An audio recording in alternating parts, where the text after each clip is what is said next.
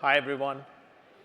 Uh, I'm Srihari Kumar, President of the Property Management Technologies Group at JLL, Building Engines, which is a JLL company. And I'm Sharon Hunt. I'm the Vice President of Product Management for Building Engines, also for Property Management Technology within JLL. Let me start with a statistic that surprised us.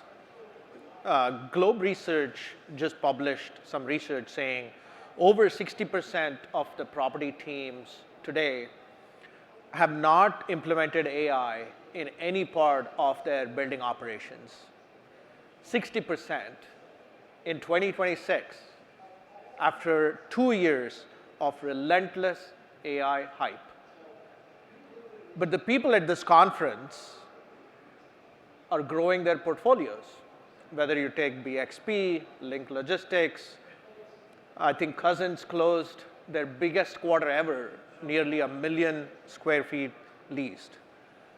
And so portfolios are growing, buildings are getting more complex, but the property teams are flat or shrinking.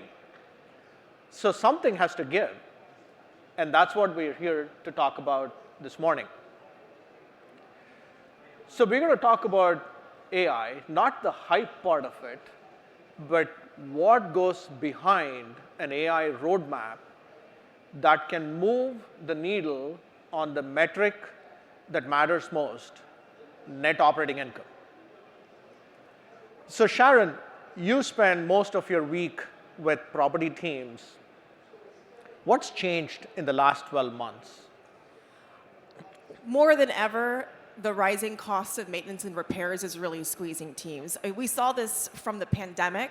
I think from 2023, maintenance and repair costs are up over 100%, so doubled in the time since that pandemic has really died down. That's being caused by supply chain shortages, but also labor shortages. And what we're hearing from property teams is they're really worried about the ability to fill new roles, especially in the trades, once their more senior members of the team retire. That's a big deal right now.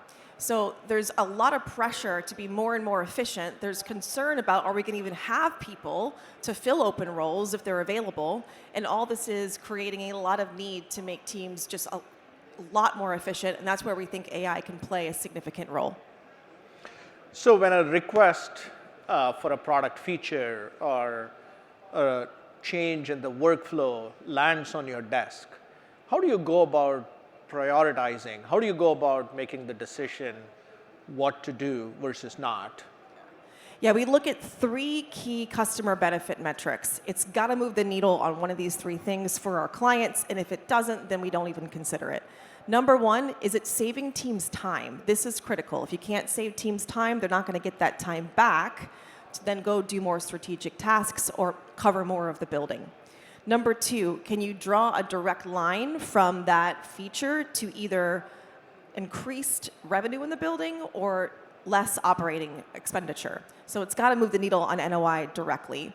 And number 3 for us, we're really focused on making deployment very easy. So we want to make sure when a new building comes online, it's as close to a button press as possible to get that building up and running, because again, that's time saved for teams on the ground. So let's make it real. Let's say a property manager walks into their building in the morning. Walk us through, what does Prism AI do for them? We think about it in 4 layers. 2 are live right now, 2 are coming. 1 we call document intelligence, and this is really taking the unstructured data that people put into our system. So this is leases, contracts, inspection reports. All this unstructured data we can leverage to help teams make better decisions. So should you be charging that tenant back for that work order because it's part of their lease agreement? Is that vendor over their annual spend, so you really shouldn't approve that invoice? Those are things that we're doing with document intelligence. Operational intelligence is also live. This is the AI that works on the data that is in the systems. You can't get this through a commodity or a frontier AI solution. It's deeply rooted in the operational data that is inside of Prism. So what are my reactive versus proactive hotspots on pieces of equipment where I really should be paying better attention? Where do I have lags in my teams meeting their service level agreements to close out work orders? These are questions that you can ask of the AI and get deep insights across a portfolio in seconds. What's coming down the pipeline, number one, is equipment intelligence. So this is the ability to predict things like what is going to be the replacement cost of a piece of equipment, taking into account things like the rebates in the city, the location in the building, of course, the equipment itself. What would be the payback period if that piece of equipment is replaced, considering potentially things like energy reduction consumption. And then overall, what would be the ROI of that in a 3 or 5 year period? Then what's coming after this is our agentic roadmap. We are building a platform to allow teams to execute the agents that matter in their workflow. We know every building is different, so the little micro tasks that take up time that really should be automatable, we're going to allow for teams to be able to build that directly within our platform. You're making it sound easy. What should property teams not underestimate? All this only works if the data is structured and clean. So that's been the promise of Prism for a long time now, right? It's to get all the data into a single system, into a clean data model that can then be acted on. But the teams really need to use the product and make sure that they're completing their programs within the product in order for this to work.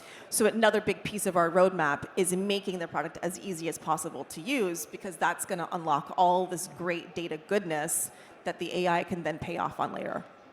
Tell us about, there is a compounding effect of certain features that we are putting in, whether it's data or whether it is the data that's gathered in the process of property managers using Prism AI.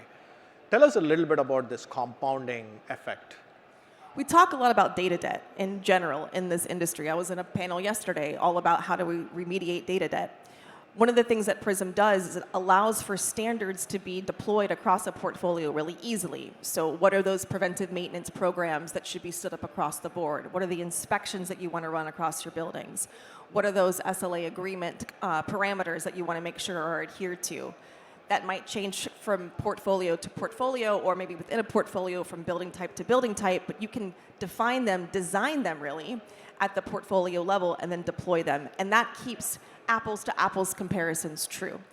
Then, again, going back to making the boots on the ground team's day as easy as possible to execute, that sticky data gets into the product. So the contract data, the lease data, the warranty data, all that data that is sitting today, oftentimes, even in physical documents, gets into the product. And that creates a very sticky experience that almost acts as an asset at the time of sale. You can de-risk the time of sale by showing the equipment audit on the property, the maintenance records on the property. All of this gets really powerful and can boost value when you go to remove that property from your portfolio.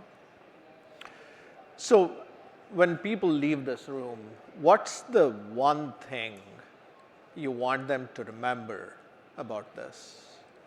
We are not building fluff. We're really anchoring our whole roadmap in these 3 key benefits. What's going to save teams time? What's going to move the needle on NOI? And how can we get the product deployed as quickly as possible? If it doesn't move the needle there, it doesn't matter. And AI is simply a vehicle through which we can execute and deliver on those promises more quickly and more profoundly than before. Great. And if you want to learn more about Prism AI or want to see a demo, we are in booth 401, building engines. We have senior leaders who can show you what it can do for your teams. Thanks, everybody. Thank you.